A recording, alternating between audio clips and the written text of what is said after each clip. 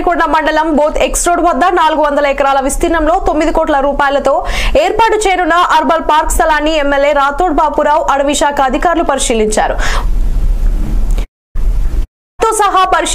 అనంతరం మండల కేంద్రంలోని ఎమ్మెల్యే కార్యాలయంలో పశువులకు నాటల నివారణ పోస్టర్లను విడుదల చేశారు. అనంతరం సీఎం సహాయ నిధి ద్వారా లబ్ధిదారులకు మొత్తం 4 లక్షల రూపాయల చెక్కులను 32 మంది లబ్ధిదారులకు అందజేశారు. ఈ కార్యక్రమాన్ని ఉద్దేశించి ఎమ్మెల్యే మాట్లాడుతూ బోత్ ఎక్స్ రోడ్ వద్ద ఏర్పాటు చేయబోయే అర్బల్ పార్క్ వల్ల చుట్టుపక్కల వారికే కాకుండా వాహనదారులు సైతం విశ్రాంతి తీసుకోవచ్చని వీలుగా ఉంటుందని తెలియజేశారు.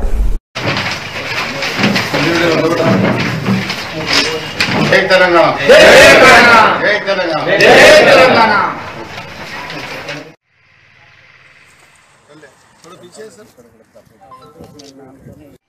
ప్రియతమ నాయకుడు నారాయణ రెడ్డి గారికి అలాగే ఎల్ఐసి నారాయణ గారికి ఓకే లక్ష్మణ్